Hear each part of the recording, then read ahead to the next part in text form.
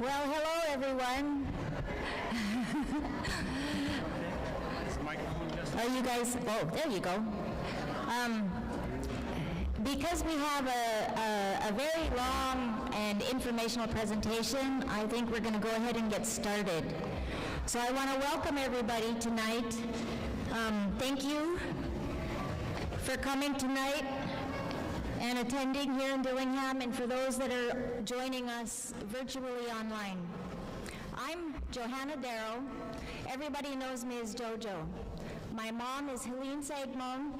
Everybody knows her as Chip Chip. My dad is Ole Martin Johnson. My maternal grandmother is Hannah Sorensen and Ingvar Daniel Johansson. My paternal grandmother and grandfather are Emma Hansen and Martin Johnson. Tonight, this evening, we're going to be sharing about successes we have had together, what is to come, and what you can do to help us move forward with some exciting plans. We would also like to recognize and welcome our executive committee, who is joining us for tonight's event. I ask the executive committee members to please stand.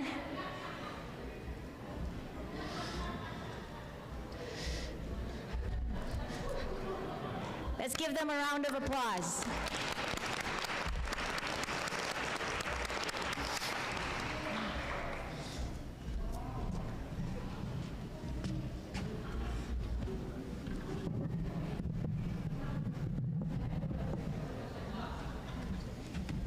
Good evening.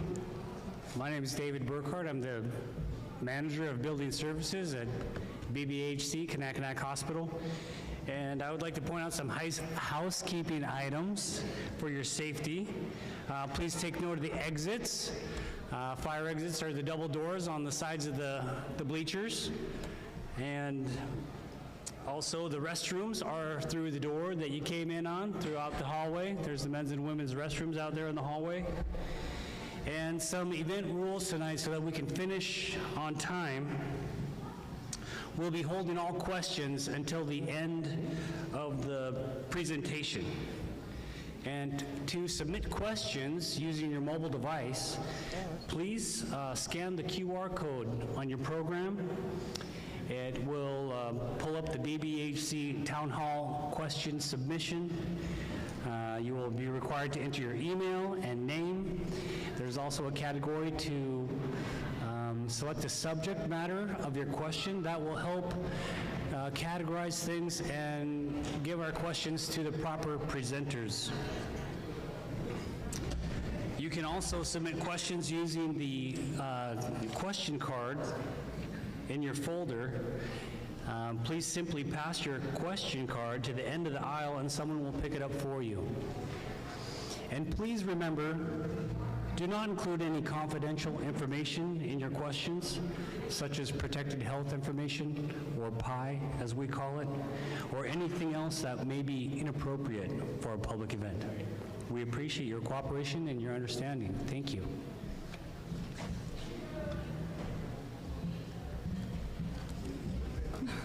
Chamari, Koyana Dailuchi.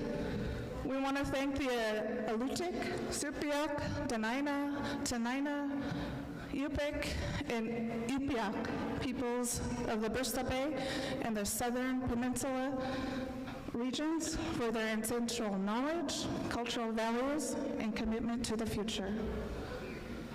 I want to call on Father James to the podium to do an opening prayer and a moment of silence.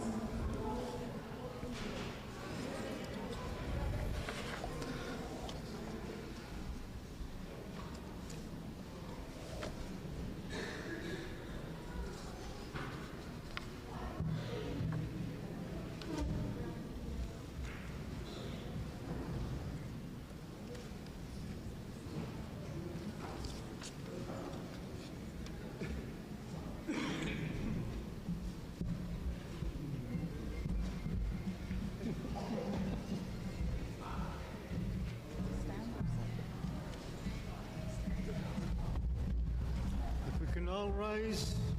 We'll will sing the resurrection tropor.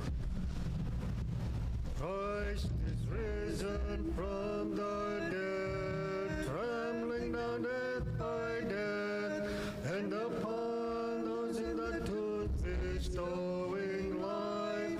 Christos воскресе смертных, смертью смертно, Иисус его громящего дорого.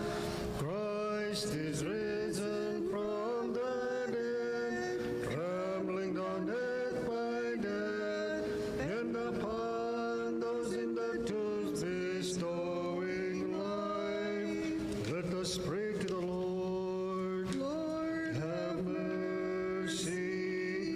Almighty God, our help and refuge, fountain of wisdom and tower of strength, who knows that we can do nothing without thy guidance and help, and assist us, we pray thee, and direct us to the divine power, wisdom and power, that we may accomplish this task and whatever we may undertake to do faithfully and diligently, according to thy will, so that it may be profitable to myself and themselves and others, and to the glory of thy holy name. For thine is the kingdom and the power and the glory of the Father, the Son, and the Holy Spirit, now and ever and unto ages of ages. Amen. Christ is risen. Christos воскресе. Christus ako nguekto.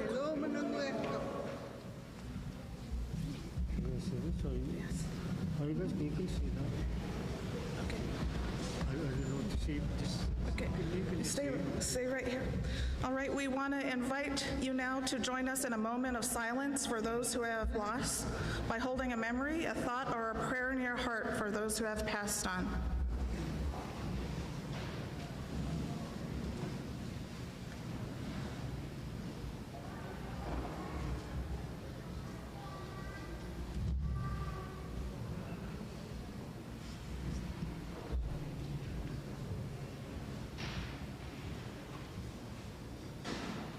Thank you.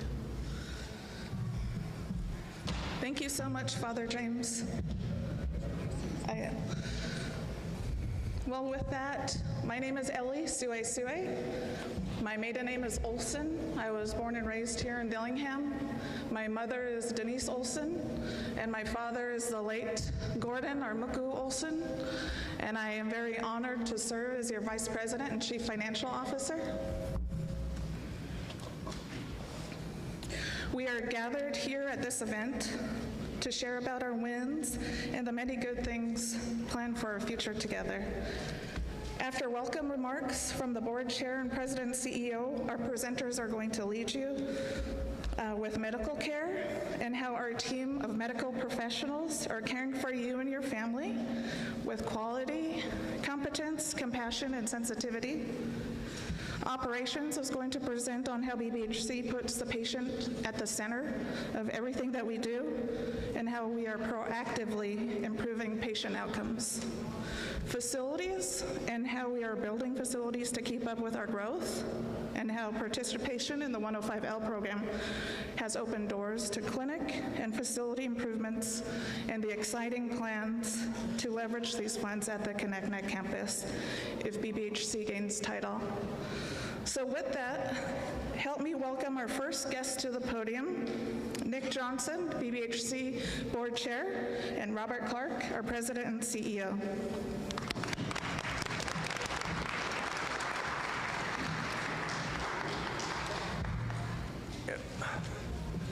Yeah. Let's see. We start first. Yeah. Trying to find You out. can start second. Yeah. You start first. Go ahead. Good evening, everyone. It's good to see all of you folks. Good evening, everyone. I'm going to introduce you to our 9 executive committee board members, and that were elected by 28 village tribes And I want to start off with Lorraine King. She's from Echo, but she's at home.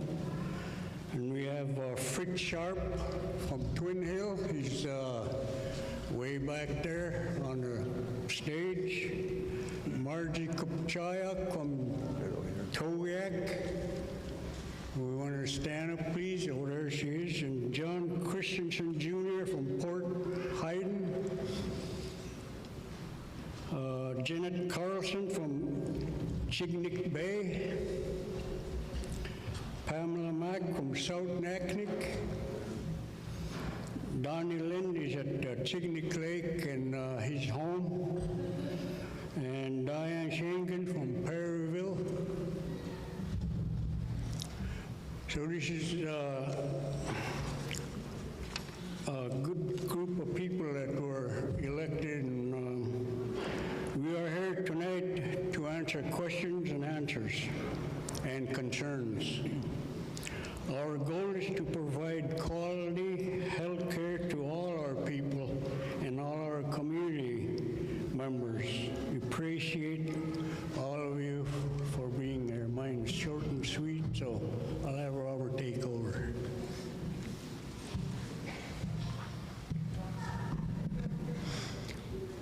Yeah, I had staff prepare for me some welcoming remarks for everybody. If you want to go far, go together. BBAHC is a tribal health organization serving 28 tribes since 1973. We serve everyone. When we grow together, it benefits all of us. Waka Koyana Talochi for joining us tonight for Bristol Bay Area Health Corporation's Town Hall event.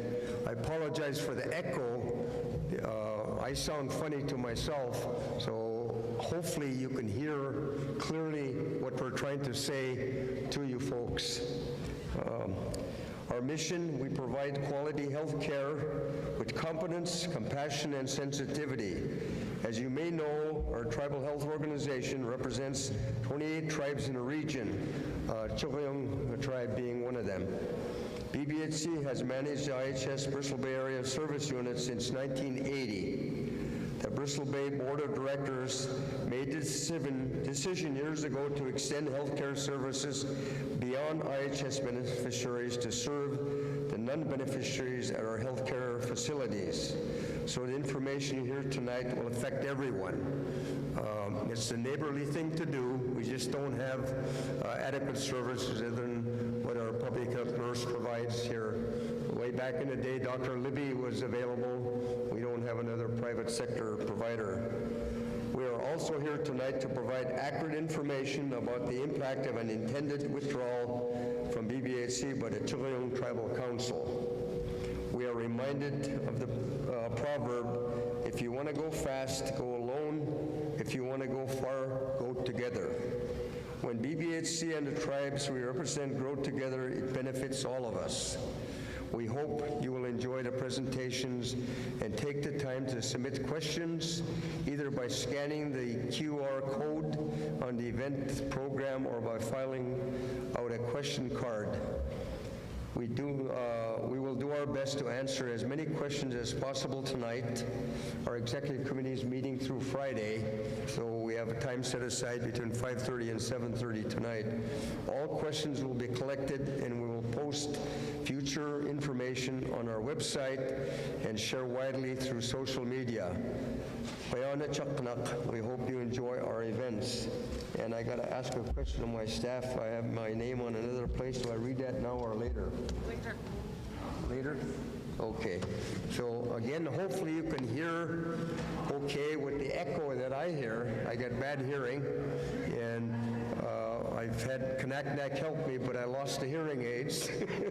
So I got to get another pair, and we do provide a whole lot of service, including hearing aids classes and others, as we'll share tonight. And some of the changes that we're up against by IHS, by Congress, and many funding sources. We're probably the most regulated agency in Dillingham and the healthcare industry, probably among the whole nation. organization except maybe to the Nuclear Regulatory Commission. So hopefully we can answer your questions and concerns because healthcare is so important to everybody. Thank you for showing up tonight.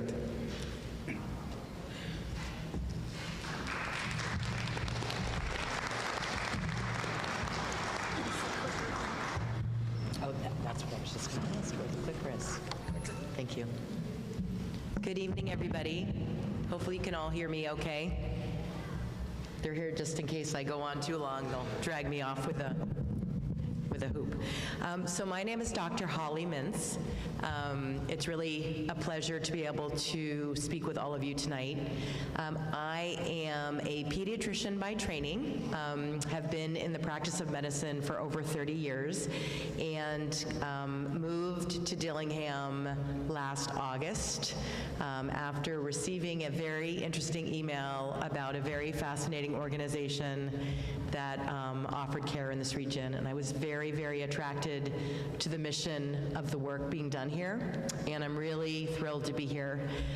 There are some of you that I have met, some of you that I haven't, but I do want to say that I'm very, very grateful for how warmly I've been welcomed into this community.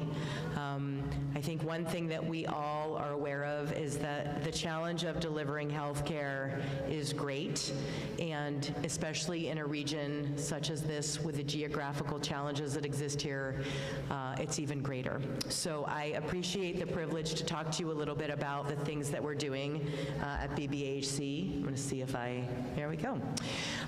So one thing that was very loud and clear to me upon entering the community is the desire to have a walk-in clinic. My understanding is there used to be the availability for walk-in appointments, and there were some changes made, and our patients really wanted to have the opportunity to walk in for an appointment. And so our team worked very hard to operationalize that, and I would say a very short order. We went live with the walk-in clinic in January with limited hours in the afternoon and expanded to hours throughout the day, Monday through Friday, as of March. We continually are understanding and evaluating the needs and how to best serve the needs of the community. I'm very happy to share that through the first 4 months, we've had over 600 walk-in visits at the clinic. Yeah. So clearly there's a need and a demand to be met. We've brought in some new providers that are really enjoying serving in this clinic, and we are committed to continuing to evaluate how we can make it even better. But very pleased that we've been able to establish that. Our care teams, I'll share with you that upon coming here and learning about all the services that are delivered here, it's pretty extraordinary. I'm very blessed to work with an incredible amount of very, very committed providers and staff, nursing, social workers, care coordinators, and physicians and advanced care practitioners, which consist of both nurse practitioners and physician's assistants, who are very committed to providing care here in this region. So you can see that picture was on Doctor's Day, which is a day that we celebrate our physicians, and Dr. O'Connell, who I see here tonight, is front and center and certainly has spearheaded much of the work that has been done here over the years, and I'm very grateful to follow in his footsteps.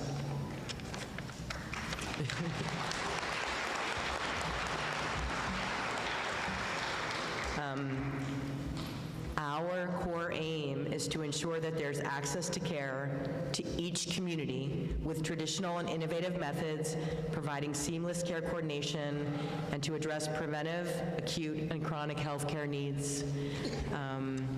There's a lot that has been accomplished, and we recognize that there are a lot of needs here, and we as a medical staff, are very, very committed to meeting those needs. There's always new things happening in medicine. As we all know, we're now, I would say, 6 years from the pandemic. You know, who knew that that was going to happen? We are committed to understanding how we can best treat your care needs in every way.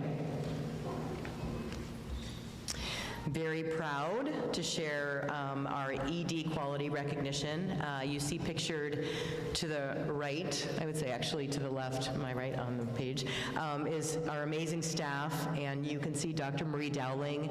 We established the position of an emergency department medical director to continue to ensure that we are focused on assuring quality in the care that we deliver in our emergency department. The American Heart Association notified BBAHC that the Kanakanak Hospital achieved the Get With the Guidelines Rural Stroke Silver Award. This achievement brings national attention to Bristol Bay Area Health Corporation for enhancing patient care with evidence-based guidelines. The award was made possible through multidisciplinary team efforts in the ED, the emergency department, clinical and ancillary services, and quality. BBAHC also shares the American Heart Association's approach to improving patient outcomes across cardiovascular and stroke focus areas, which is why we embrace the latest science by participating with the Get With the Guidelines program. The award recognizes our dedication to a high standard of care for all patients. We've been recognized for observing those guidelines so that our patients in our communities can live longer and healthier lives. And as I said, the BBAHC's multidisciplinary team worked together to reach this important goal. As I mentioned, Dr. Marie Dowling, without whom this award would not have been possible. So big round of applause for those teams.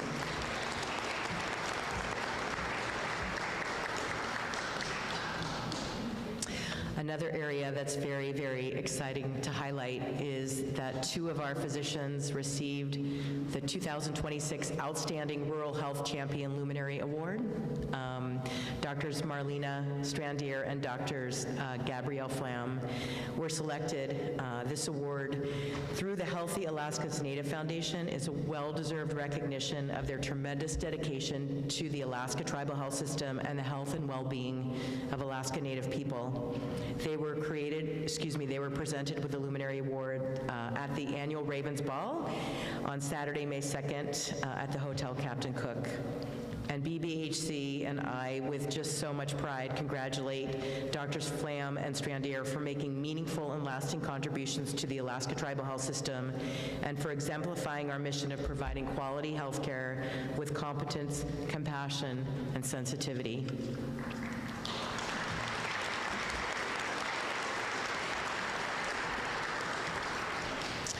So I think I'm going to try to play a video now. Is that? Whoops. I'm going to see. Oh, there we go. Dillingham is unique in the amount of appreciation and acceptance that people have for new people moving into their community, and I felt instantly like a part of the community. In a very short amount of time, you know, I sort of fell head over heels for my patients and the region, and I feel very lucky to have kind of stumbled into Bristol Bay. Opioids are a huge public health issue. The pattern in Bristol Bay has mirrored a lot of the rest of the country. Fentanyl came here a little later than other parts of the US, but it's certainly here now. The unique thing here is that it's such a contained community where everyone knows the majority of their neighbors, right? And so if one person is touched by that, the entire community is touched by it. We have lost so many loved ones. We've lost so many young people and people of kind of all demographics in our region. And that was rapidly recognized by both of these providers and our opioid response team. When I first got here in 2021, there was not really any medically focused treatment for opioid use disorder in particular. There really was not a lot of hope. Even having discussions about having Narcan available to patients was something that really wasn't a reality, and that was rapidly recognized by both of these providers and our opioid response team, and knowing that we need to change the way that we're providing care to our patients was really something that they had led the charge on. I'm very happy with the progress we've made in 5 years. Narcan kits available in the outpatient clinic, at pharmacy, they're available in the emergency department, throughout the community, you could just grab them. And then of course we have oral and injectable treatment for opioid use disorder. We have injectable treatment for alcohol use disorder. We work really closely together, not only to make sure that the therapies are available to patients, but that they're available in a timely manner, because what's the point of having the meds and the patient isn't getting them in a timely manner? Because when you lose sight of the patient, then you're totally losing the whole point, right? We've seen harm reduction efforts increase. We've seen patients' access to medication assistance with substance use just grow exponentially under the guidance of Dr. Flam and Dr. Strandier. I've seen families that came back together because with the way she helped them with their addiction.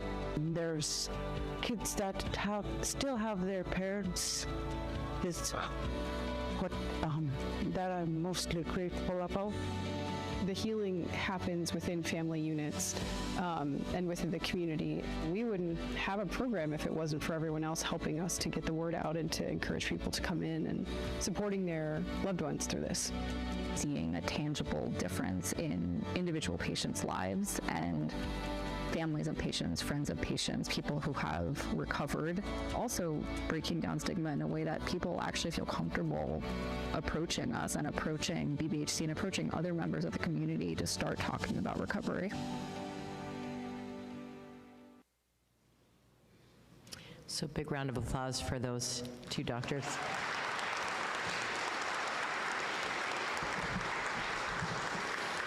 I do think it's important to share, again, I've shared with you that I'm new to this region, this commitment to treating this disease is not always parallel by a lot of physicians and in other health systems. And so I am continually impressed at the work that's already been done here and the commitment to really helping and supporting patients with substance use disorder. So I can't say enough about how special I think the group is here who's providing care. We have been working on a model of care, basically to try to ensure that every patient has many different aspects of their health care addressed, everything from social determinants of health to prevention programs inclusive of diabetes and cancer, to well visits and ensuring that people have the vaccinations that they need, in addition to providing acute care when it's needed. And so we strive to ensure that we are addressing every aspect of a patient's care, regardless of where you are or what community that you live in. Another program that I would love to share recognition for is our diabetes program. There's been multiple awards and accreditations for our diabetes wellness program. Evidence shows that diabetes education and support is helping people with diabetes to lower their A1Cs and obtain the knowledge and skills to better self-manage their condition. Bristol Bay Area Health Corporation has a team specifically devoted to helping people with their diabetes and manage their care in addition to prevention. A couple, oh wait, I'm sorry, I'm going to go back one. I have one more award that I would love to present or tell you about. In 2025, we received the award for the production of Preparing for Your Colonoscopy. There were patient education videos produced in English and Yupik. Dr. Kara Brown really led this initiative colon cancer screening is can be an extremely overwhelming process. And it's very important to be screened for, especially in Native American populations. The rate of colon cancer is higher, and people need to be screened even earlier. And it really is something that patients need help navigating through. The preparation for a colonoscopy can be very complicated and confusing, and so we've developed some programs to really help and assist patients through this. We also received a 2023 award for the Best Coordinated Community Awareness Campaign in Health Intervention. Certainly, as I said, the challenges are great. One issue that I'm very aware of is that there is a need for additional coverage, both in our village populations with the shortage of health aides, in addition to challenges with answering patients' questions via triage. And so I want to ensure that we are focused on this effort. We are looking for innovative ways to make sure that every patient receives the care that they need when they need it, whether that be for a village visit or if they have a question related to their health, so that we can quickly and accurately be supportive in helping you take care of you and your family. With that, I'm going to end my presentation. Again, I know there will be questions at the end. I do want to reiterate that I'm very grateful for the opportunity to speak to all of you, and I'm very excited to be here to be able to participate in the care that's being delivered. So thank you.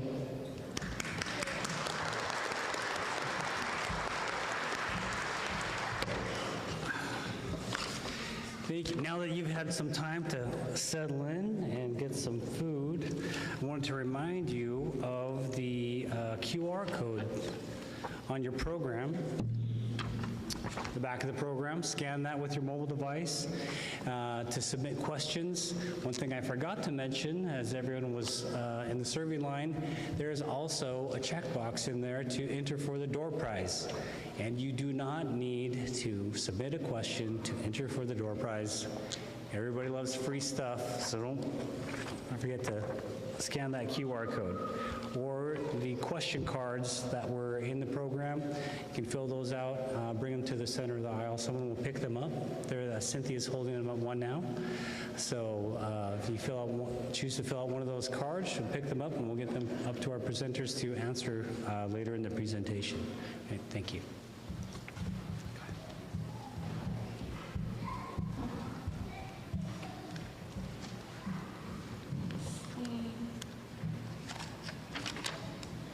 Good evening. My name is Jennifer DeWinney. I'm the Chief Operations Officer. I've been with the corporation for 7 years, and I have about 20 years experience in healthcare administration. And let's see if I can make this work. Other way. Okay, so my presentation will talk about utilization and community demand, and putting patients at the center of everything we do. So we serve everyone.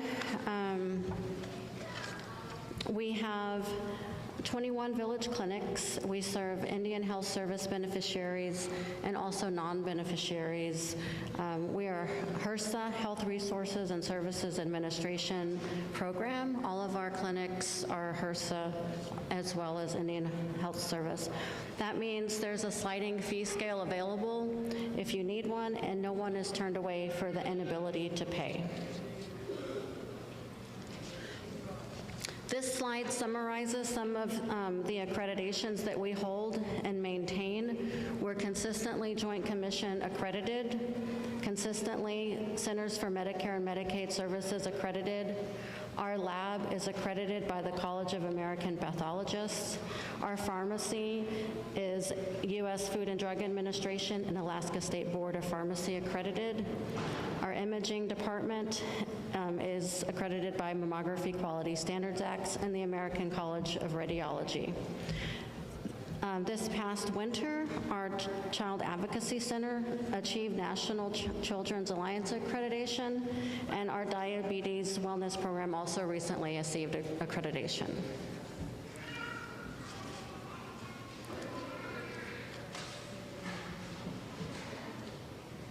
Okay.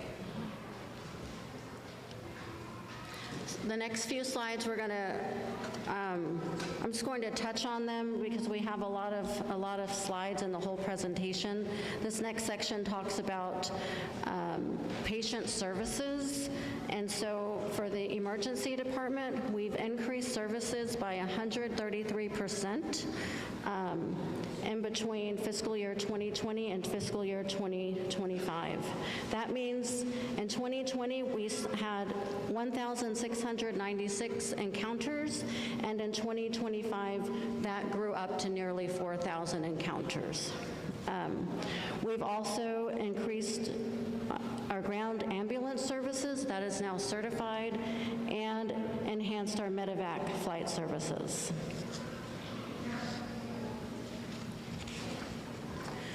Our dental department has increased services by 80% between fiscal year 2020 and fiscal year 2025.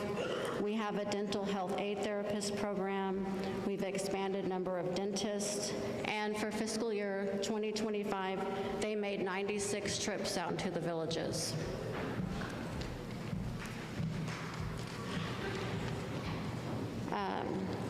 Our physical therapy services increased by 94%, so that almost doubled in between fiscal year 2022 and fiscal year 2025.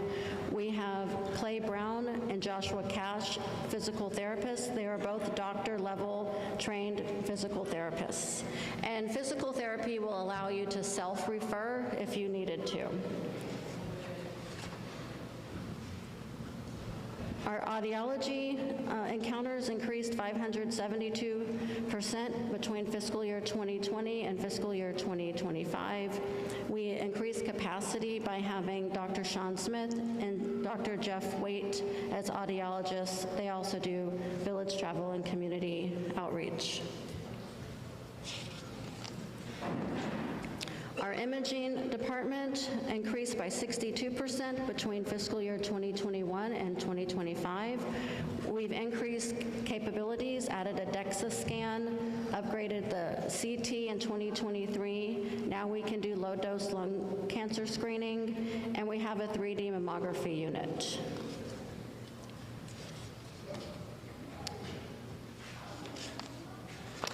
Our optometry encounters increased 634% between fiscal year 2020 and 2025. We've increased capacity by adding optometry department manager, optometrists. We've also have dedicated optometrists to village travel that goes at least 1 week a month. And we've recently entered into memorandums of agreements with school districts for hearing and vision screenings that occur at the school level. Our behavioral health department increased 230% between fiscal year 2020 and 2023.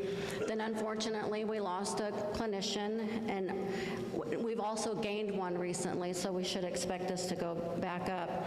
But overall, since 2020, they've increased their encounters by 175%. That means they've almost doubled their encounters. We've expanded the clinician team. Currently, we have 5 clinicians and 3 vacancies. We're filling in some vacancies with agency staff, and we're ramping up added psychotherapy program through Rural Psychiatry Associates. We've also expanded the behavioral health aid program.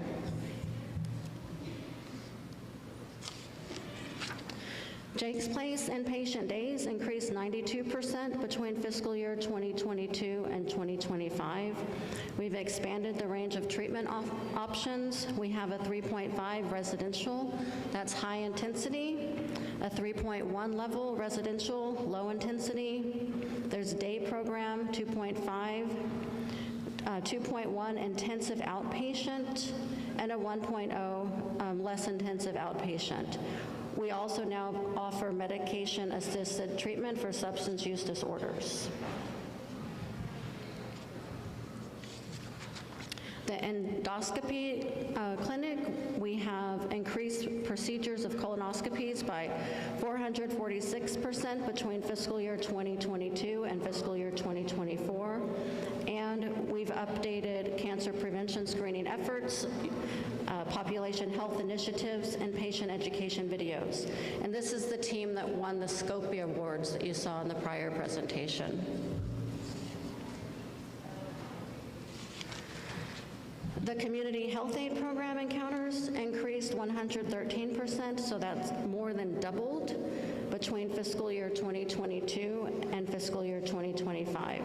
We've increased capacity, modernized our leadership structure, we have itinerants to fill recruitment gaps, and we're augmenting with advanced practice providers.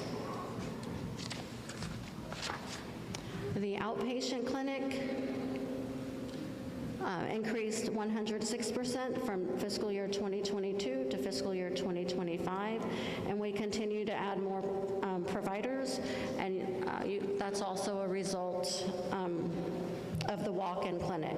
However, the walk-in clinic numbers are not included in these statistics. Psychiatry service is a new service that was added in 2022.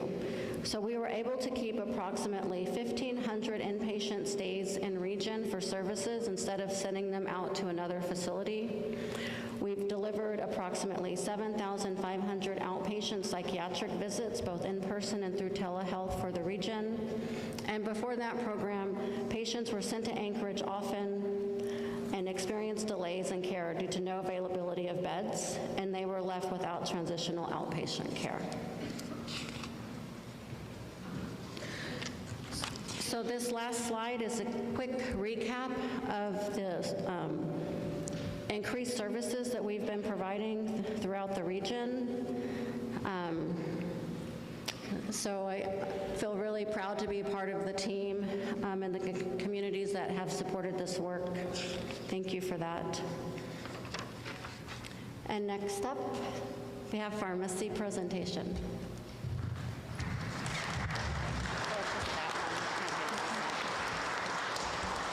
Thank you, Jennifer. My name is Stephanie Spencer. I'm the Vice President of Clinical and Ancillary Services. And in that, some of my departments that I represent are dental, pharmacy, optometry, audiology, laboratory, radiology, physical therapy. Tonight I'm going to specifically talk to you about pharmacy, but on a personal note, I just want to tell all of you that I have just celebrated my 7th year here. I can't imagine any place I'd rather be than BBAHC in Dillingham. So I just want to thank all of you for that. Thank you. It is vitally important for us to improve what we offer. Every day it's challenging. What we do is always based on our patients. And let me repeat that. Everything that we do is always based on our patients. We're constantly trying to improve in what we offer, how we deliver medications, the education to our patients, and to improve the health of all who enter our doors. We will speak about how pharmacy has invested in our employees, improved outcomes for our patients, and some things that are on the horizon. And I see out there are many people I know. Some of our providers are here. I see Dan and Martha and Angela and Susan, so many people I know and some people I don't know. And I welcome the opportunity to meet all of you. Thank you. I do want to introduce very briefly, before we go, Dr. Armstrong Iziho. He is our pharmacy director. He's going to talk to you a little bit about some of the pharmacy things that we're doing also. And one of the things that we're doing is investing in our staff, both our pharmacy technologists, technicians, and our pharmacists. One of the ways that we've invested in our employees is a pharmacy technician program sponsored by the Alaska Primary Care Association. This allows our techs to become board certified and have increased knowledge in pharmacy application. Additionally, we are expanding the scope of how we practice pharmacy by hiring pharmacists with a concentration on diabetes, respiratory ailments, and mental health. This approach has almost eliminated technician turnover, and our pharmacists find this rewarding as retention as an opportunity. And Dr. Izio?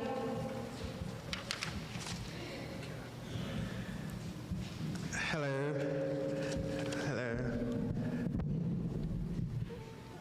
Okay. All right. So my name is Armstrong Isiaho, Director of Pharmacy, Kanaknak Hospital. I'm originally from Africa, a small little town in East Africa. So I grew up in the rural part of Africa, so I understand what rural health is all about. I have a very strong interest in that because being in Alaska, Dillingham, reminds me of this kind of service I love giving my own people, which is the service I'm delivering here in rural Alaska. So to continue on what Madam VP was talking about with respect to investing in our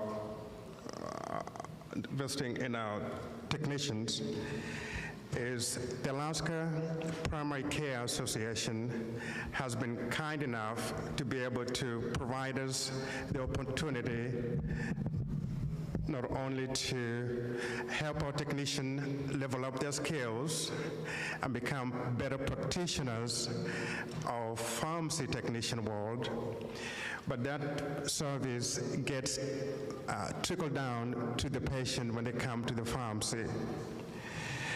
Among many of the things that the apprenticeship program does is it gives our technicians the ability to be able to perform skills that are necessary to prepare very complicated medications with a higher level of competence that can only be gained by going through this program.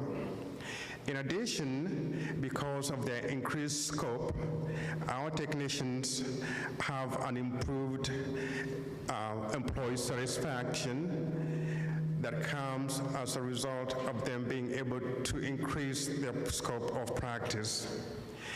And as a result, naturally then, these technicians have had really very low turnover rates because they seem happy practicing the craft of pharmacy technician.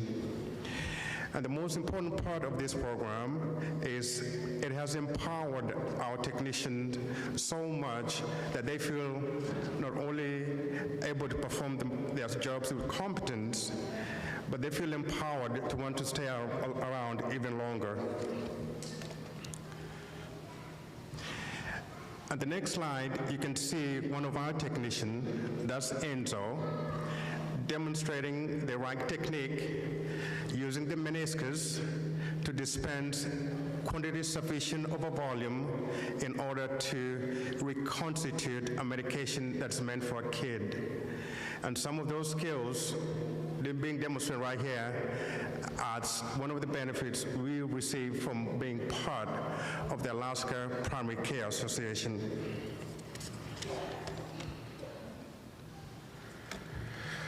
So on this slide contains a few things that I'd like to touch on because they're very important. They're very important because they are the essence of what we do and what we practice here at Kanaknak through the pharmacy. One of the things I'd like to touch on briefly is this new type of medication called GLP-1 medications. These medications have been a godsend. Many of our patients in the Bristol Bay area have benefited greatly from these medications. They have not only helped control patients with diabetes, they're better off because of these medications, they have also helped promote well-being and good health. Thank God for GLP medications. And one of the other things this pharmacy is truly in the middle of it is chronic care visits that Dr. Mintz touched on earlier. these chronic care visits, when they happen and there are medications involved, pharmacy is not only in the middle of it, but it is central in making sure that, one, the medication is ready within 15 minutes. Our goal is 15 minutes to have it ready for patients who are coming for walk-in clinics. And we ask that when you get seen, whether it's chronic care or scheduled care, you come to the pharmacy and let us know that you are waiting for your medication. When you do that, it gives us the opportunity not only to check to make sure that your prescription is indeed has been sent over to us. It also gives us the opportunity to give you a buzzer with a number on it that you can take with you to the lounge, to the lobby, and once your prescription is ready, you'll be able to we'll activate it for you to come pick it up. One of the other things that we are very proud of that we've been able to do here is a program called a Mediset. And a Mediset also used to be called a bubble pack. This is a program that's meant for patients who are who have large volumes of medications. And these patients need our help in making sure that their medications are organized and they're able to take them without interrupting their care. Another thing that we've been able to do that you can see on the board is called a pick point. A pick point is basically a vending machine like the one you can see, and these pick points are out in all our villages except for one, and it helps us enhance patient care because pharmacy is able to go in and verify the medications to be correct before they're dispensed. And lastly, one of the things that pharmacy has been able to do is the Q-Track system that we use at all our villages to help capture signatures as verification for them having been picked up.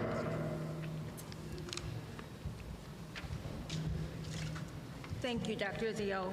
Just very quickly, thank you. And I just would like to say that personally that I have worked for many pharmacy directors, I worked with pharmacy directors. Dr. Izio is probably one of the most patient-focused pharmacists I've ever seen. Just wanted to let you know that.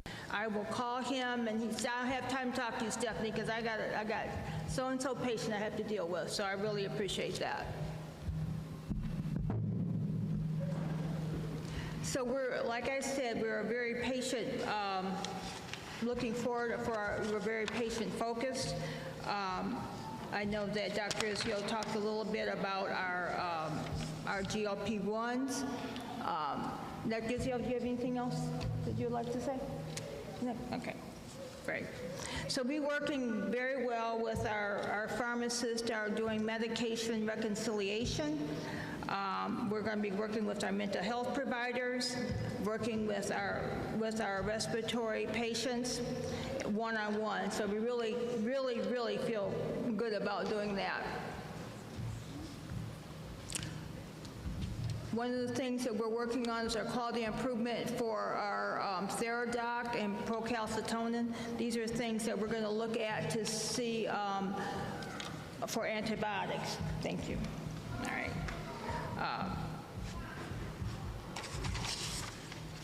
Like I said, the procalcitonin is why we have a different system for our antibiotics, looking at bacterial versus viral. It's very important for all of you. And in closing, thank you. I just want to talk about, just to say that we really appreciate everything that our patients do for us. It's constantly changing. We want to offer the best support that we possibly can. Thank you.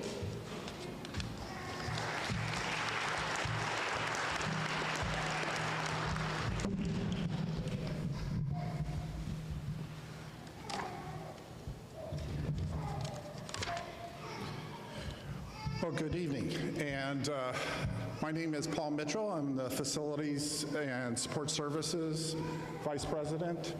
And I've got the most exciting stuff to talk about. So, if I can get it there.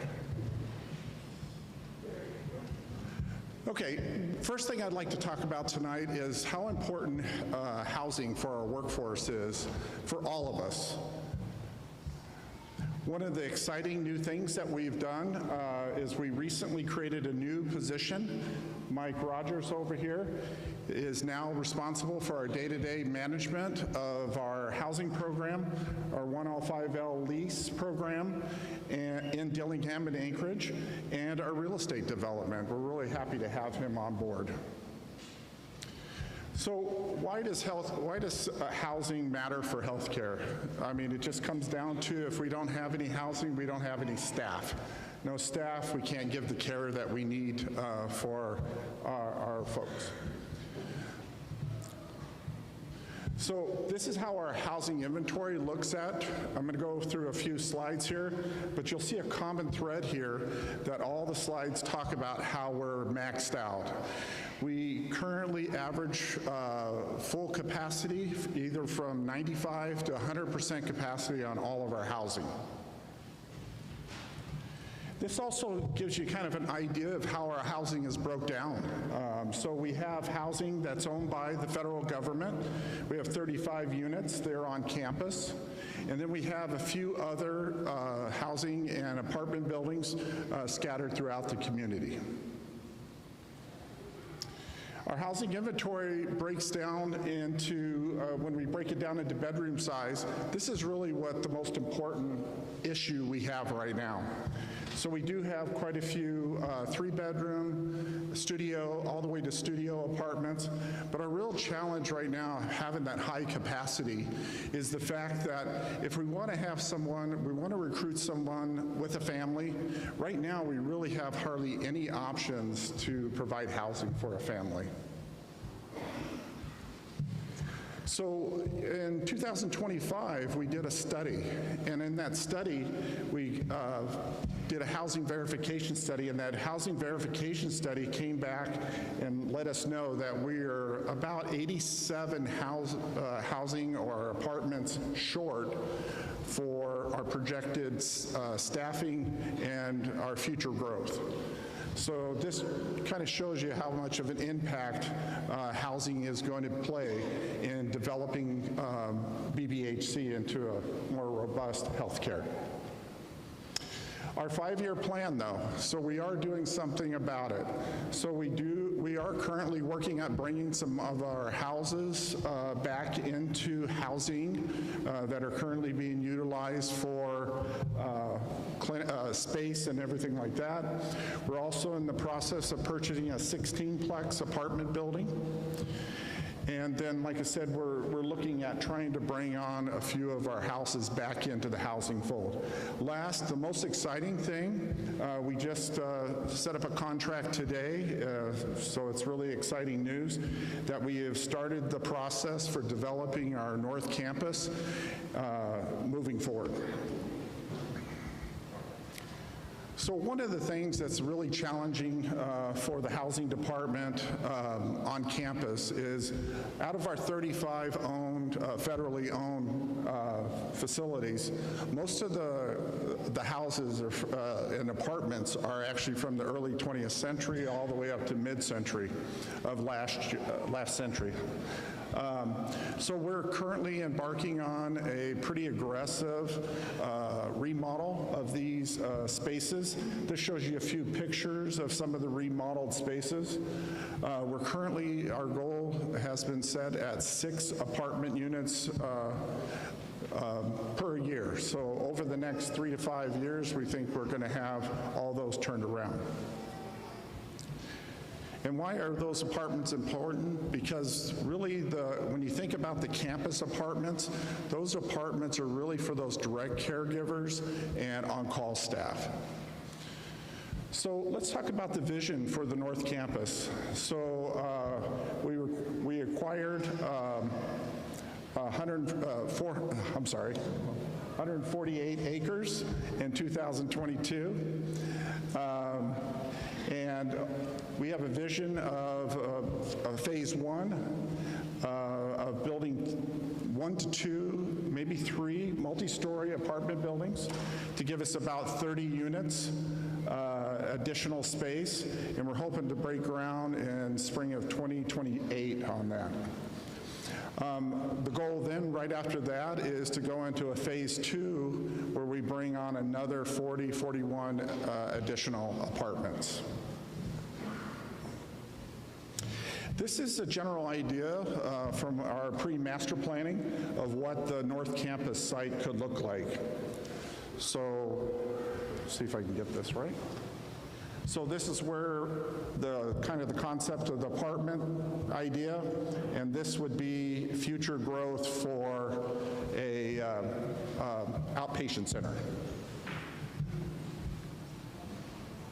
And that's our housing. I'm being told to speed it up here, so I'll keep going. So the next exciting thing is about the master plan. So this is where we really talk about how we grow our hospital, how we are going to be able to provide the care. I've now been in over probably 8 hospitals, tribal health organizations, and of those 8, you know, I would say, I have to say that BBAHC is the most opportunity for me in facilities. So our hospital, you know, is a regional, the regional full-service medical center. One of the things that's really important for everyone to realize, what ties back to our housing and our growth for our facility, is the staff has grown about 57% since 2022. And like we talked about earlier, we do have this challenge with housing. Keep hitting home on that. So what are we doing to date? We are, of course, also moving forward on this one. We've done some geotech investigation of the hospital site and of our North Campus. We've had a capital investment company come out and help us plan for some strategic planning. We have developed a draft master plan for the North Campus. We've conducted that housing verification, and right now we're currently going through the last phase, which is we're validating our water, sewer, and electrical capacity on the campus for future growth. So we have one plan, but there's really 2 distinct parts. The first part is the capital improvement of the campus, which really starts off with trying to address some of our patient care needs around the borders, quarters, our housing for folks that are coming in. Also looking at trying to expand our emergency department, address some issues within the lab, pharmacy, and radiology. Also, there's some exciting news. We're starting to look at the possibility of getting an MRI installation in the community. The second part of that is to move some of those services that are not necessarily needed in the hospital to free up space over to a newly built North Campus building. Some of the services like audiology, optometry, those types of services will be moved over there, again, freeing up space for the hospital. So this is one concept of the proposed layout for the campus. You can see we're talking about adding even additional housing on campus. I didn't do that. So we have a drawing there that really kind of shows some ideas of how we can expand on the campus footprint. And then the drawing after that is going to show some of the thoughts for the North Campus. So let me look at my slides so I can keep going so I don't get in trouble for time. See, Murphy's Law, right?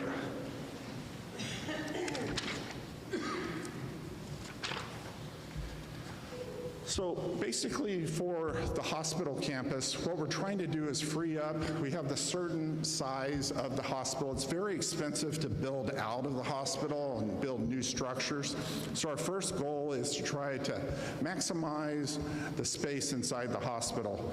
So we are right now very challenged with our inpatient, our ED, and our diagnostic services like the laboratory and radiology.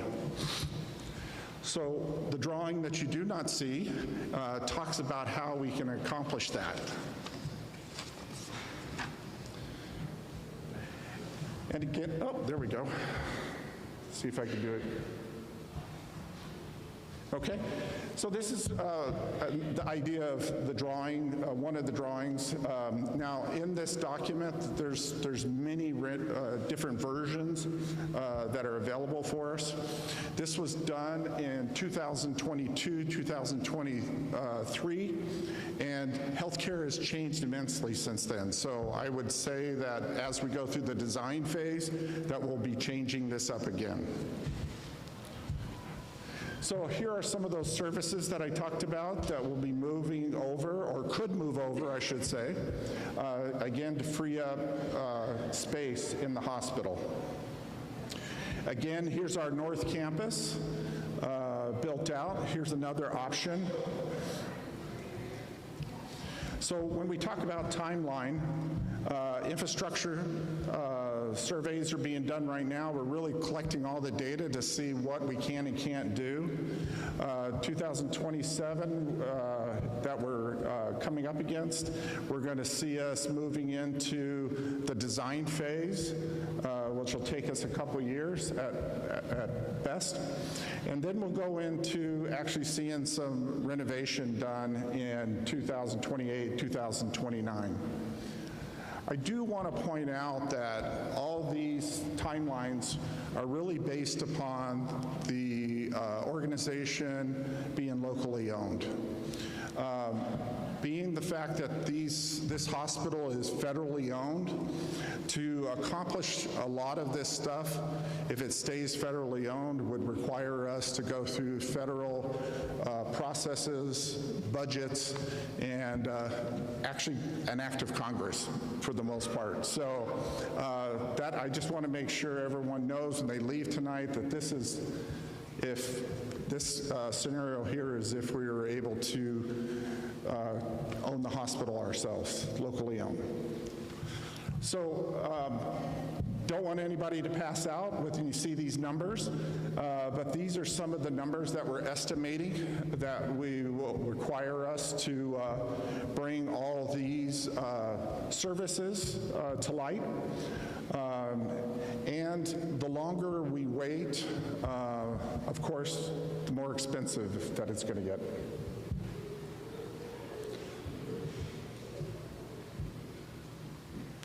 Doesn't want to cooperate.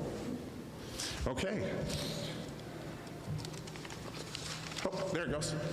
So my last slide that I wanted to end on is kind of hitting home the Self-Determination Act, the foundations of the fact that if BBAHC was locally owned, the federal government would support us in a lot of financial ways that we're currently not getting support from, and would give us the ability to take action locally and to achieve a lot of these goals and objectives in a much quicker way.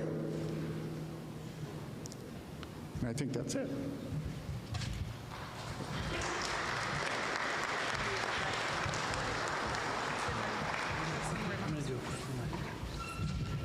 And another quick reminder about your QR codes, your questions. There is no limit to how many questions you can submit, and you may have more come up as our presenters are coming up here talking about different parts of the organization. So please use that QR code, submit questions. Don't forget to sign up for the door prizes.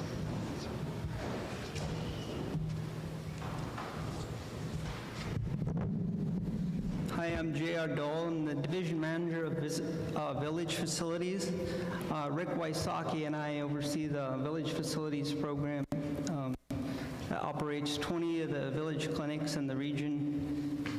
And so the two of us manage the program, and we have a company out of Anchorage that goes out and does the maintenance for the village clinics.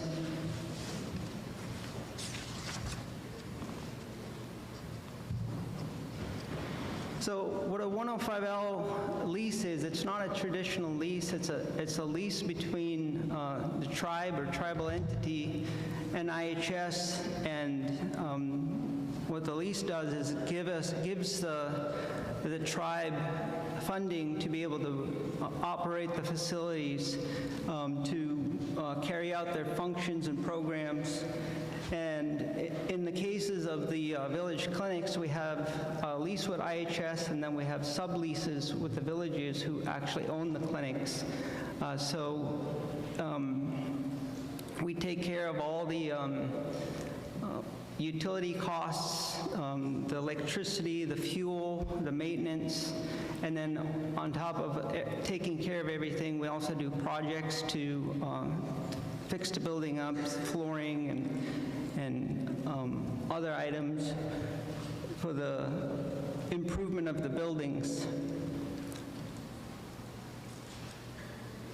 Some of the things that we've been able to do with the funding, in the past they used to have the village built clinic leases that were inadequate to even keep up with the basic utilities of the clinics, but the 105L program is a substantial amount of money, not only to pay the villages more funding for their for renting their clinic, but also to make these improvements here that you see. We've done over 70 projects in these clinics for improvements. If you could see here in Leknigik, some of the things that we've done, we replaced the concrete, we repainted the exterior. Now we have electronic fuel monitoring systems on all the 20 village fuel tanks. In the past, the boilers would run out of fuel because nobody was monitoring them. Now Rick and I can see that on our computer and call the clinics or call the village in advance to order fuel. We have thermostats that we can control from our computer to make sure that we don't have any freeze-ups in any of the clinics.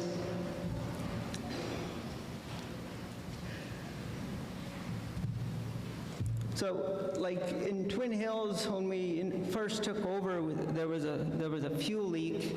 The fuel leak, diesel leaked into the floor, through the floor joists, and was causing a lot of odor in the clinic. And with the 105L program, what we were able to do is we were able to talk with engineers to pull out the damaged floor joists, remove the boiler, and then completely take everything out and get rid of the oil smell, and then restored everything back in the boiler room with a new floor.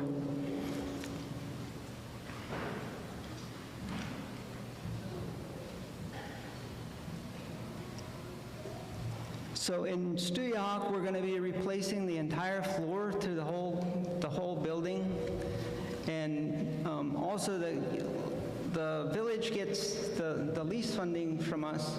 So since we're going to have a contractor there in the village doing the clinic flooring, we also offered to assist them through the contractors so that the tribe could also do the flooring in their side of the building, so that when the contractor goes out to do the clinic floor, they're also going to do the tribal floor, but they're going to be able to have the funding to pay for that themselves.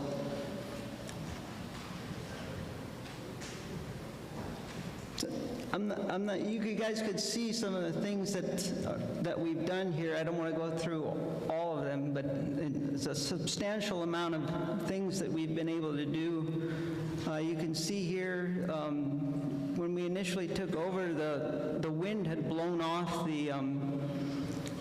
some of the tin down in the Chignik Bay Clinic, and we were not able to find any of the tin to replace it, so we had to have it manufactured down in the lower 48 and then shipped up and then barged over to Chignik Bay, so that was a substantial cost, but with the funding through the 105L program, we were able to match it up and get it repaired. Also, the boiler was functioning, it was running, but the pumps that were circulating the heat were not working. The BDF, the ventilation motor, wasn't working, so they were burning a lot of fuel, but they weren't producing any heat to the building. So we were able to get HVAC technicians out there that they were able to repair the entire boiler system, and it's functioning today.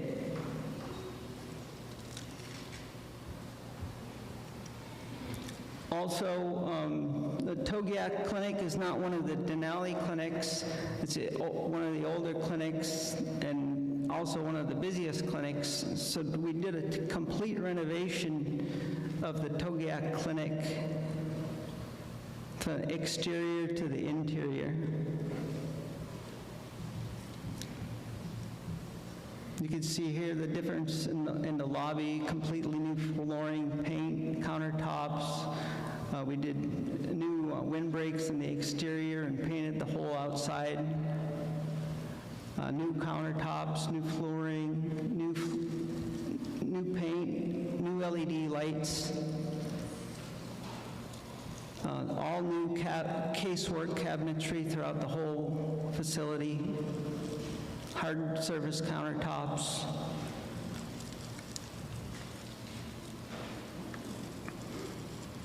And then after we completed the renovation, we replaced all the furniture with modern, updated furniture for all the exam rooms and all the office spaces for the health aides.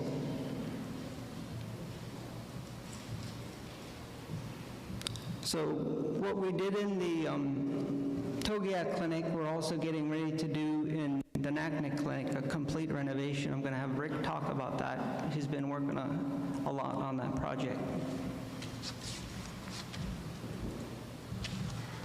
Good evening. My name is Rick Wysocki, and I'm the Village Facility Manager for the Health Corporation. So besides the running the day-to-day operations of the clinics, I also take care of special projects. And for this fiscal year, one of our main projects has been renovating the Naknek Clinic, and we've been working with a design firm out of Anchorage to update the Naknek Clinic. So they've come up with a really nice design for us, and with the 105L funding and lease with IHS, we have been able to leverage that funding to upgrade 6 of the 20, the plan is to start working on the non-Denali clinics to update them, to provide better healthcare facilities for our clients.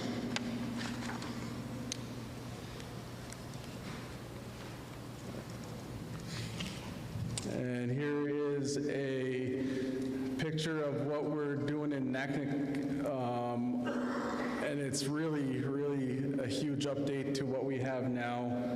Everything in there, I mean, the original building is residential, electric, and old 80s old casework. And so it's going to be a huge upgrade after we're all done. And we're kicking this project off on August 1st, and it's a 100-day construction timeline. And another project we have that we're doing in the villages, or the village clinics, is upgrading the laboratory and med rooms for these facilities.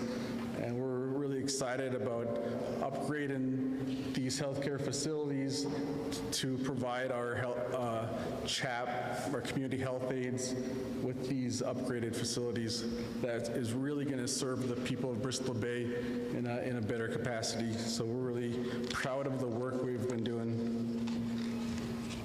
And that's all I have. Thanks.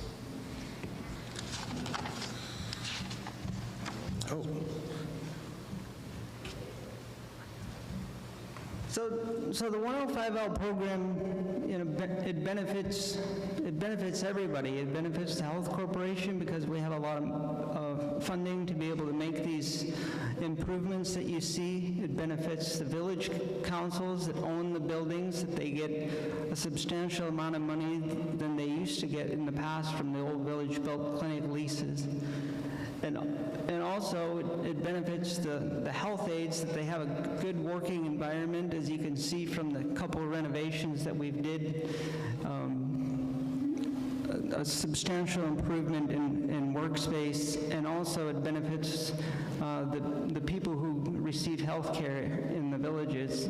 You know, it's not like Anchorage or any other place when you're in a village and you need health care, there's only one spot to go. There's only the clinic.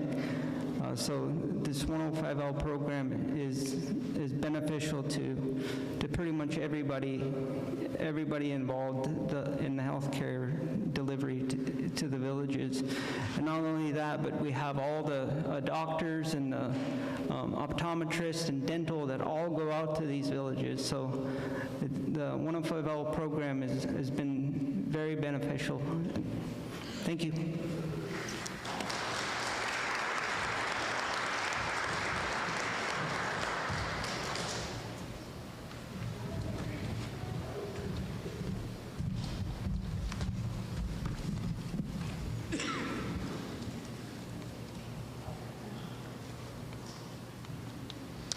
Good evening, everyone. My name is Jeff Stromer.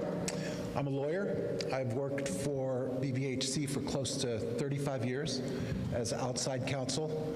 I specialize in representing tribes and tribal organizations in Alaska as well as in the lower 48 who contract with the Indian Health Service. And I've spent basically my entire career doing that, and almost my entire career working for BBAHC. So I haven't been here as long as Robert, but I've been here pretty close to as long as Robert.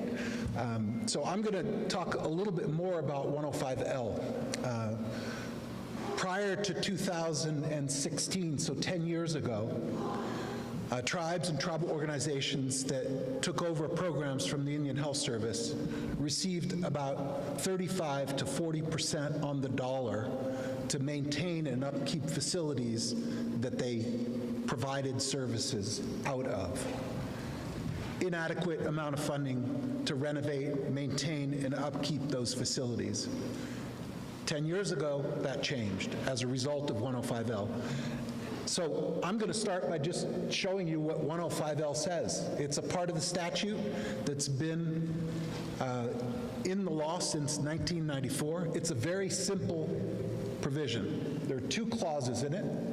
The first clause says that upon the request of a tribe or tribal organization who's carrying out responsibilities under a self-determination contract, and in red here is the key language, the secretary shall enter into a lease with the tribe or tribal organization. The key language here is shall. It's mandatory. So if a tribe or tribal organization is using a facility to deliver services, the secretary, through this clause, is required to enter into a lease with that tribe or tribal organization. The second clause then goes on to talk about the compensation level. And it says that the secretary again shall, mandatory again, compensate each tribe or tribal organization that enters into a lease. At the end of this clause, it says that the secretary shall determine by regulation to be allowable. So the secretary is given the authority to promulgate or issue regulations that define what is an allowable cost.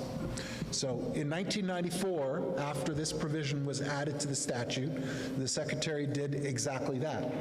And the regulations provided for 3 different mechanisms that could be used to calculate the compensation that would be proposed by a tribe to be included in a 105L lease. 1, a commercial appraiser. 2, a cost allowed methodology, so you tally up all of the different costs associated with your facility, you go in and you propose an estimated amount, you negotiate that amount. And 3, a combination of 1 and 2. So you could get an appraisal, a commercial appraisal that didn't cover certain aspects of the costs that you might incur. So you could get the full appraisal plus some additional costs added onto it. The IHS's position up until 10 years ago was that there was a 4th option in the regulations, which allowed the IHS to enter into a 105L lease. They recognized that they had to. Remember, I talked about the shall language. But there was a 4th option in the regulations that said if they didn't get any funds from Congress specifically to pay for 105L leases, they didn't have an obligation to fully fund a 105L lease. So Manilic Association, one of BBAHC's sister tribal health organizations in the state that we work for. I litigated these cases. And actually BBAHC has part of the responsibility for these victories because BBAHC contributed to the cost of the litigation. There were 4 tribal health organizations in the state that did that. BBAHC, Norton Sound Health Corporation, Aleutian Island, Pribilof Association, and Manilic. But Manilic was the lead plaintiff. And there were 2 cases. The first case was litigated in 2014, and the question in that case was whether or not a tribe could include in a self-determination contract a 105L lease. And the IHS initially took the position that it could not because it's not a program, function, service, and activity. The court in that case in 2014 said, no, that's not correct. It can be included. It didn't answer the question, though, whether or not if a lease was proposed to be included in a funding agreement, if the IHS had a mandatory obligation to fully fund the lease. So that litigation came in round 2 in 2016. And in that case, the IHS argued that the regulations that I just talked about said that they only had a requirement to fully fund 105L leases if they had funds appropriated by Congress specifically for 105L leases. Manilic argued that that was not so, that there was nothing in the statute or the regulations that said that they did not have a responsibility to fully fund if Congress didn't provide funds. The court agreed with Manilic, and in 2016 issued a decision that stands for a simple proposition, really, based on the statutory language. First of all, for 105L to apply, a tribe has to have title to or have a leasehold interest or a trust interest in the facility. So the tribe or the tribal health program has to own the facility. Second, if the facility is being used by that tribe or tribal organization to deliver services under a Self-Determination Act agreement, it has an absolute right to enter into the lease and force the IHS to enter into the lease. And then the options for calculating the compensation are limited to the 3 in the regulations. And if a tribe follows the regulations and the facility qualifies and the compensation proposed is based on one of these 3 methodologies and it's reasonable and non-duplicative of other funds that the tribe or tribal organization receives, then the IHS has no choice. It is required by law to enter into the lease and transfer 100% of the funds owed. Now, IHS didn't appeal the 2016 decision. Instead, it immediately started implementing that statute and the decision. BIA also did the same thing. 105L leases also apply to agreements negotiated with the Bureau of Indian Affairs. So it applies to both agencies now, and it has had an enormous impact financially. If you look at this slide, this is just the IHS. To date, $670 million, annual $1 million worth of leases are in place. This is a 10-year growth curve that is like this. And if you add the BIA on top of that, this program is over $1 billion already, 10 years later. And it hasn't even really scratched the surface of the need. A lot of tribes and tribal organizations still are not utilizing this to its fullest. Congress is fully on board. They're funding it with whatever funds need to be available for both agencies to be able to fully fund 100% of the leases that are negotiated by the agencies under the law and under the Manelik decision. So, in a sense, this is just about as predictable and easy money as you can expect. If you have a facility that you're using, you own the facility, you're delivering services under a self-determination contract, you will receive 100% of the compensation that is due you under the regulations. So you'll see Alaska has almost 30% of all of the IHS leases. Alaska was the first state, in part because the Manelik decision came out of Alaska, to adopt 105L leasing on a regular basis. Now it is spread throughout the lower 48 as well. BBAHC has a very small fraction. It has about 7% of the active leases in Alaska. And about 1/3 of the amount of funds that BBAHC receives through this program come from one facility. It has 105L leases for all the village-built clinic that are in the region. They get about 2/3 of the funds that are identified here. A little over $2 million, $2.2 or $2.3 million come through one lease for the H. Sally Smith dental facility. That facility was built on land that was transferred to BBAHC for the purpose of building that facility. And the transfer happened because under the statute, it's a federal compound, federal buildings. BBAHC has a right under the statute to have title to that federal land and to the federal compound to be transferred over to BBAHC. It exercised that right 10 years ago, and 9 years ago, the H. Sally Smith building was built. The lease currently is $2.2 million. That just gives you a sense of how large the numbers can be if BBAHC were to own the other facilities on the compound and the compound itself. It could build new buildings, it could get a 105L lease for the existing facilities. There are literally tens of millions of dollars that are being left on the table right now because title to the compound is not being transferred to BBAHC. So there's money that's definitely being left on the table. When you hear Paul talking about the plans for developing new facilities on the North Compound, and you talk about the plans to renovate facilities on the existing compound, those all cost money. These 105L resources would be easy resources to have available to be able to accomplish the objectives. And I can tell you, I work throughout this state with regional organizations, Nome, Kotzebue, down south. There's a building boom going on in every region except this region. And by building boom, I mean if you go to Nome today, you would be, if you've been to Nome in the last 20 years, you'd be shocked to see the difference. Norton Sound Health Corporation not only has a brand new hospital that's now going on 15, 20 years old, but it has been building facilities and getting 105L leases for those facilities. And the building boom is really having a major, major impact on those organizations' ability to deliver healthcare services in their region. So what can you do with these funds? Well, primarily, obviously, repair, maintain, and improve facilities. JR and his colleague gave an excellent presentation on what they're doing already, you know, in the village-built clinics that these leases are in place for.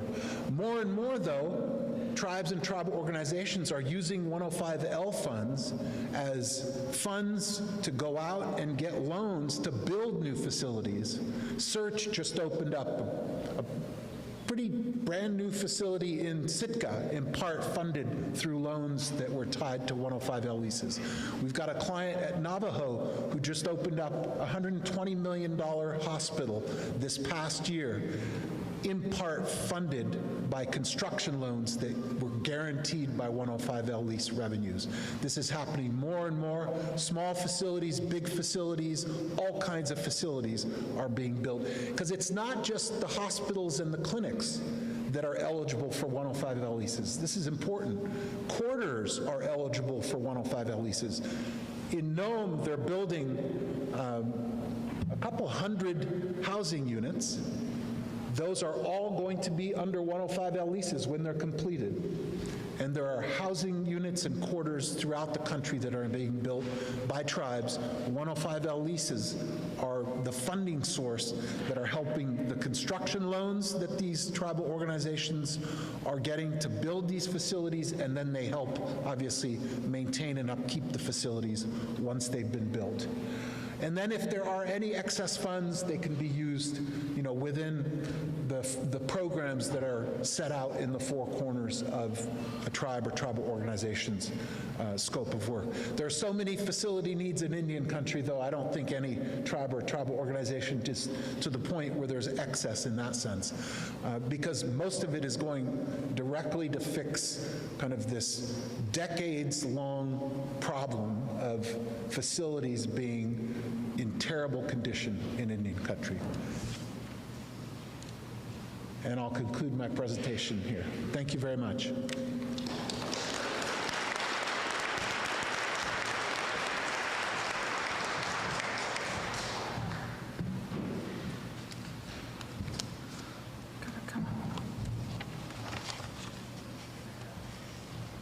Robert?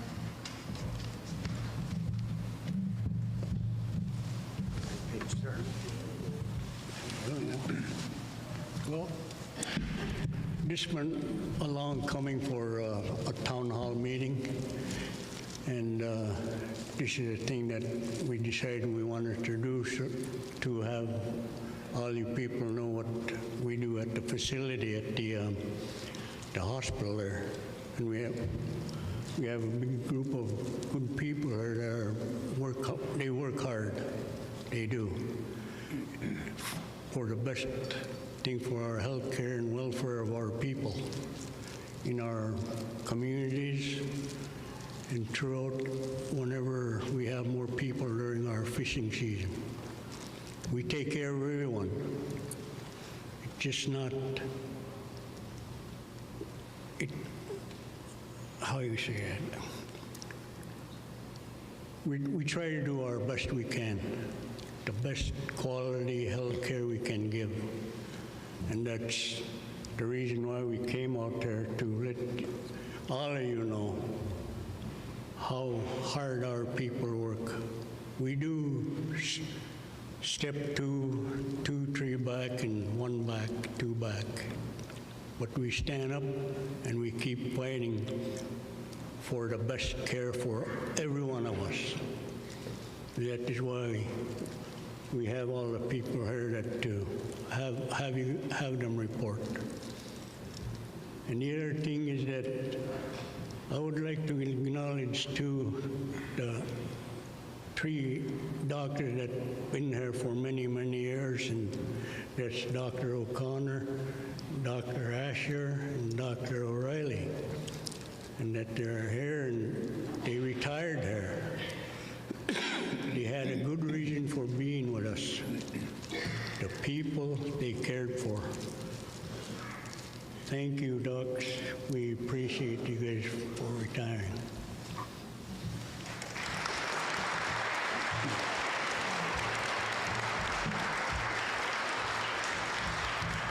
In the last 6 years alone, your health corporation lost an estimated $90 million in available 105L funding as direct result of the CTC resolution holding this process up. Updated facilities at the Kanaknak campus will help us build better serve patients and recruit staff and providers. As you know, there's been a real big housing shortage both for the school district, Bristol Bay, all the entities are really hurting. This used to be an area that was our biggest and best and all, but right now we're failing to attract many people that we'd like to attract and help all of us. It's the board's decision that we serve the non-beneficiaries, the non-native people of Dillingham. It's the fair thing to do, and we want to continue doing that, but we have a pretty old campus out there with lots of needs, and we do want to expand where you don't necessarily have to go to Anchorage unless it's really needed. As a CTC tribal beneficiary for you that are members, you have a right to know and a right to voice your opinion on this critical issue. The time to speak out is now. For the others, you can comment, but you have to be a member for the tribe to really take action. If you would like to voice your concerns about this matter, please also reach out to the Alaska Congressional Delegation. The money is there now, but will it be there tomorrow with what's going on in D.C.? A lot of changes taking effect, and we're a little nervous about missing the boat, and it takes off, and we're stuck here with what we got. So the time's ripe now. The delegation is aware of this. Everybody else in the state but Bristol Bay is really taking advantage of this program for their hospital.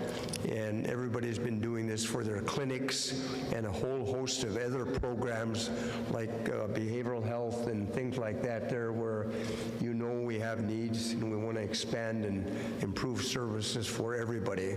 It's the right thing to do, but we don't have control over the CTC tribal group, and if we put that to rest, for those that have been to A&MC, you see the great expansion just this year there and with South Central. They buried a hatchet, and both are benefiting big time.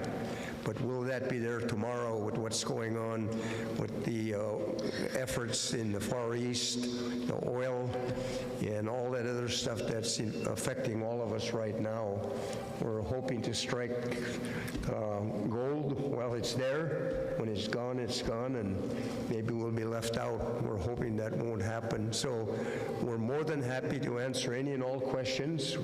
We wanted to share this with the community so that you could bring your thoughts and ideas to CTC to hopefully help bury the hatchet with us, and we both succeed and the whole region succeeds. We have 6 sub-regions for the area, 21 clinics in 28 villages. We don't have full staffing in all places. For those that do have clinics, you could see the great improvements that were made with this program. And the H. Sally Smith building was built as a 105L, but it has a revisionary clause. It really doesn't belong to us. It could be taken back by the government at any time. But we're able to keep that building up real well, but not the hospital. We're having 1950 vintage housing mixed in with more updated stuff. We have a beautiful hospital built by Chugyong Limited, and we're very thankful for that, but it's too small, and we want to expand the services and make it good where people come here and not necessarily have to go to Anchorage unless it's really needed. But something that we wanted to educate the community on, and hopefully we have some good talks and maybe bury the hatchet, and all of us will succeed. So I hope you had a good time here, some food, maybe the leftovers, you could take that and whatnot, and then we're going to get into a prize somebody's going to win, and I'm not sure what else. But we got some able staff here that'll do the rest of it. But thank you very much.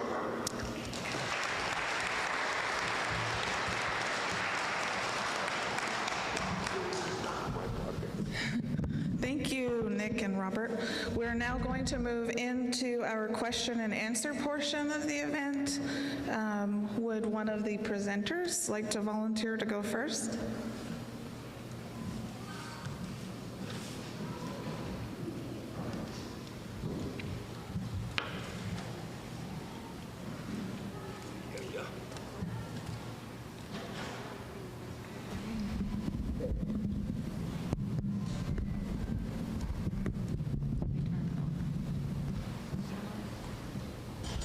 Does this one work? Okay, that one didn't work.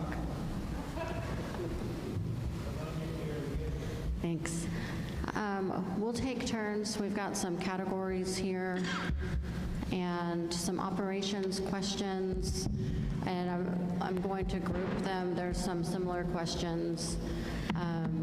one about mental health care for art therapy groups, and some other traditional healing and expansion of different types of therapy. Yes, we're interested. We have initiated some of that through our behavioral health aid program and some other programs that we have throughout the region, but agree that we would like to build capacity there. It's sort of a stepwise approach with the master site plan and building capacity and a identified sequence that makes sense for other, that are adjacent to other services. This is about physical therapy providers. We have added physical therapy providers. We haven't necessarily talked about massage therapy. We have acupuncture and needling. We do have that currently.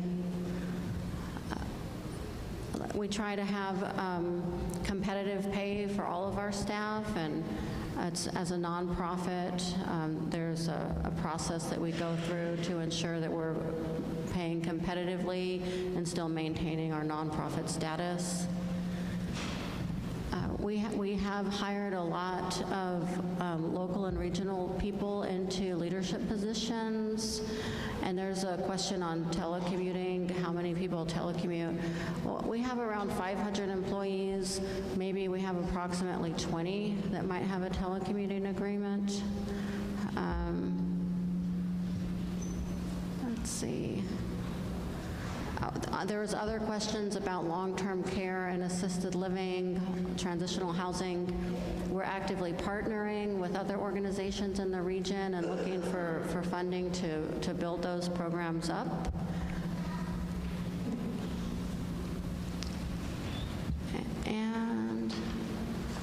And if you ask that you'd like a reply to you directly, we will reply to you. And I'm going to pass the mic. Who wants to go next? Okay, there you go, Dr. Prince. So just to kind of piggyback on the question about long-term care, I will say that it is something that is near and dear to many of our hearts. As people age, we need to find someone to help care for them. And I think it is a very shared feeling that it is somewhat tragic to have to send people out of region. And so I want to make sure that that's clear, that it's something that we think about, I would say, every single day. In order to really expand those services, we need more staff, which means we need more housing. I will say that, when we're recruiting people to come to the region to care for this community, one of the first questions they ask is, where am I going to live? Right? That's something that everybody asks. It's certainly a question that I asked when I got very, very fortunate. But in order to expand services that this community desperately needs, we're going to need to hire more people to help provide that care. There's a significant amount of skilled nursing staff that's needed for an elder care type of a community. And so it's just something really to think about as we think about how to expand services. We need to make sure that the people we're bringing here have somewhere to live. There was a very I would say, frequent question about delivery of newborns. My understanding is that newborns were delivered in Dillingham until 2018. In order to be able to provide a quality service, there's a minimal number of deliveries that needs to occur. And any delivery that is high risk because of high blood pressure or diabetes has to go to be delivered by an OBGYN. And so again, I think it's something that it would be great to be able to provide that here, but due to the number of deliveries, there just is not the number to ensure that there's the quality needed for the accreditation of a service. If we found that the region, if we were able to do, if the region started growing, it's certainly something that could be reconsidered, but at this point in time, there is unfortunately no plan to be delivering babies, and honestly, the reason is it's the best thing for the baby and the mother to be delivered at an institution or a hospital system where there's an adequate number to ensure that there's quality of the program. Somebody asked a question about expanding the walk-in clinic to Saturdays. That is something we would love to do. We recently expanded to include a full day, and we do have providers who are interested in serving the community on weekends for a walk-in clinic, and so we are actively looking into the ability for us to staff. I think it's really important if we provide the service, we want to try to do it on a consistent basis. If we open it, we want to be able to provide that to you on all Saturdays, and so that's something that we're actively looking into. As I review the list of questions, I'll pass the mic. I'm very conscious of sharing the microphone.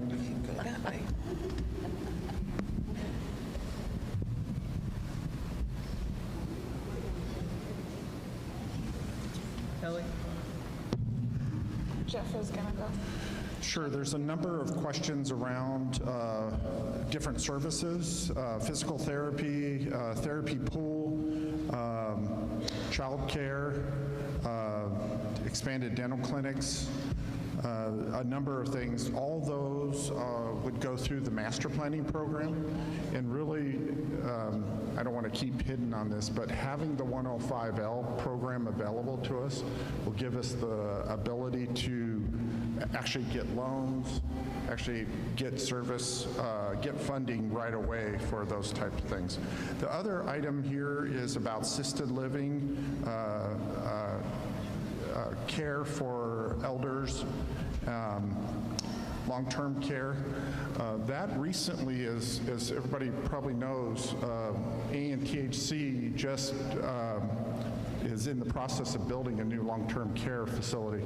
That was not in the federal government's 105L program until about a few years ago. So those are other services now that make it more cost-effective for rural situations. Yeah, I'll try to answer a couple of these. I'll make one comment, though, on elder care first, just so everybody understands this. The IHS receives no funds from Congress to provide elder care services.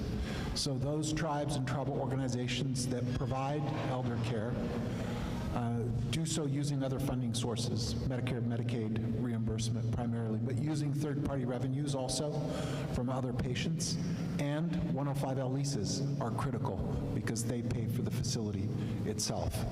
So it's kind of it's a challenge to find the funding to be able to actually maintain and operate an elder care program, because IHS doesn't transfer any funds specifically and directly to tribes for that purpose because Congress doesn't appropriate any. There are lots of questions that I don't think anybody here really knows the answer to that relate to the withdrawal of CTC. For example, how would that affect Village AIDS? How would it affect other programs that are operated by BBAHC? And it's impossible for anybody to know that for sure at this point, because I don't think anybody knows for sure exactly what CTC is planning to try to pull out. For those programs that it does pull out, if it succeeds in being able to pull them out, they would carry out those programs, presumably under an agreement with the Indian Health Service, and they would have the responsibility to provide those programs. BBAHC would no longer have a legal responsibility to provide those programs for those patients that CTC has received funds to provide those services to. So it wouldn't have a legal obligation to provide those services. It could decide not to provide those services. It could also decide to provide those services. It could also decide to provide those services on a fee-for-cost basis. There is authority in the Indian Healthcare Improvement Act for tribes and tribal organizations to bill beneficiaries for certain services. Not very many tribes and tribal organizations use that authority, but it is there, and it's clearly available as an option. And what the BBAHC board will decide to do, I have no idea, but there are legal options that it will have to address those kinds of circumstances if and when they do actually materialize. Other questions focus on 105L leasing on the compound itself, or the hospital, or the buildings that are currently owned by the federal government. Whatever facilities satisfy the definition that I read earlier in the statute would qualify for a 105L lease. So if the federal government at some point decides that it wants, again, like it did for the H. Sally Smith parcel, transfer a facility to BBAHC, and BBAHC uses that facility to deliver services, it would be eligible for a 105L lease.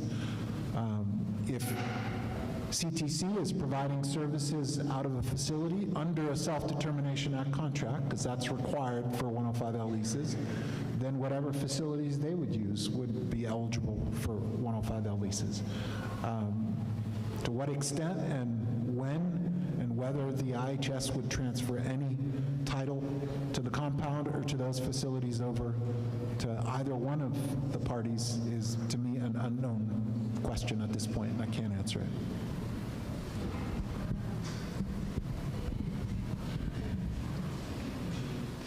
Chair?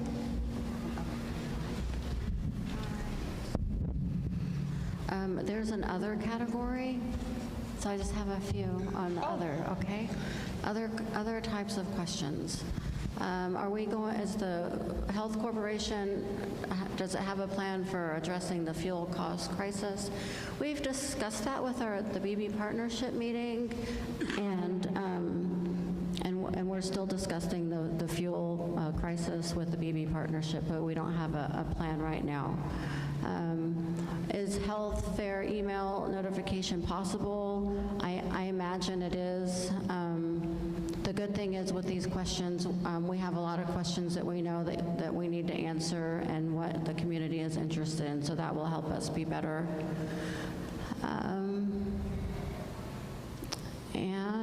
And I really think that wraps it up on the other side that I can answer here.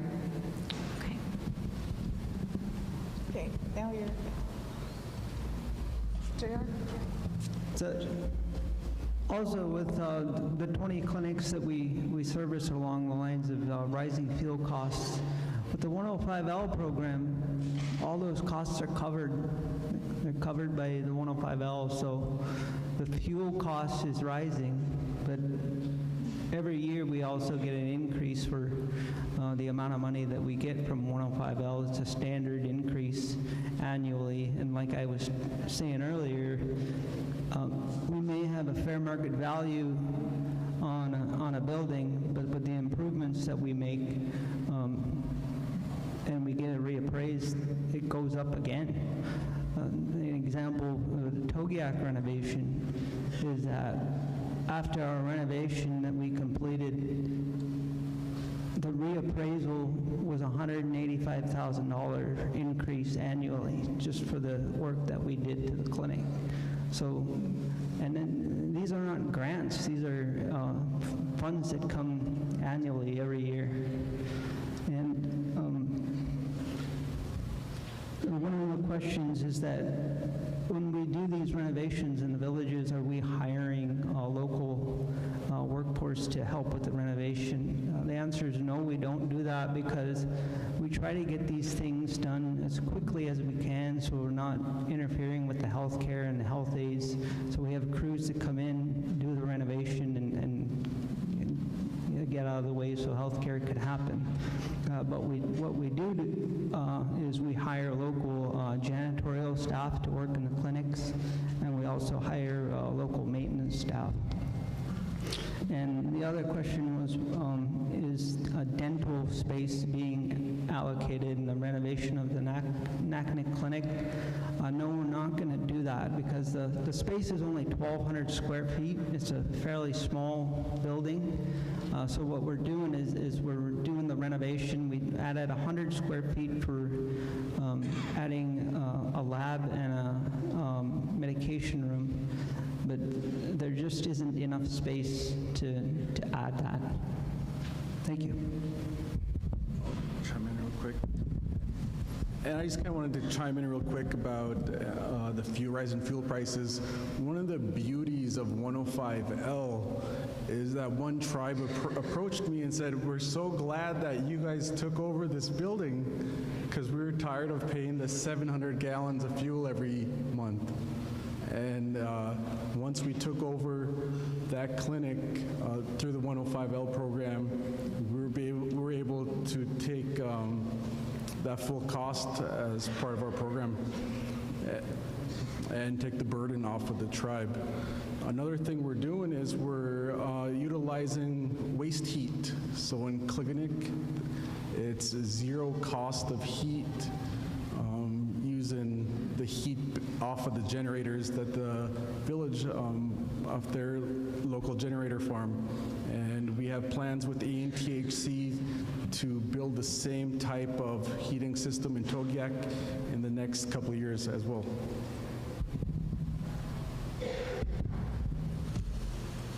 Stephanie needs the mic.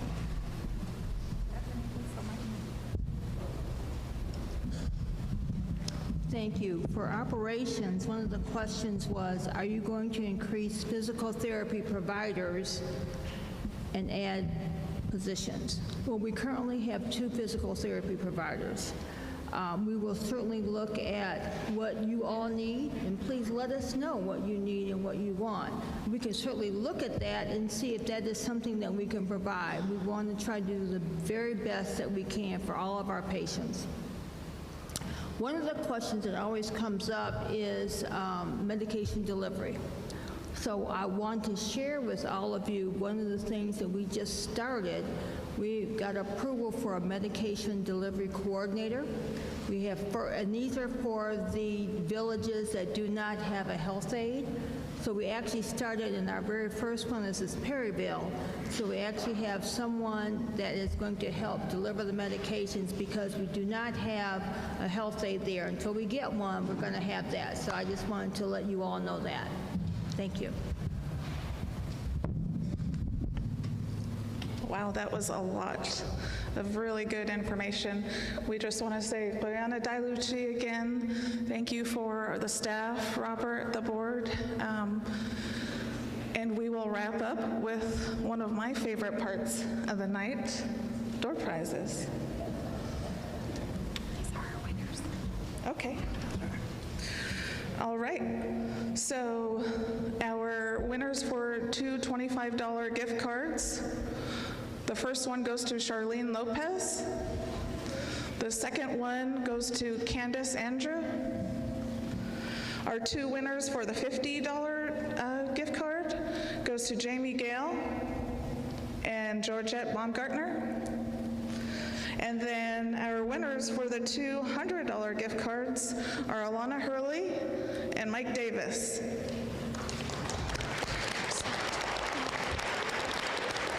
We will be in contact with all of our winners about how to claim their prize. Thank you all so much. Have a great evening. Oh, for those of you that sat down here on the gym floor, underneath your chair are swag bags. So if you see an empty seat, it might be yours.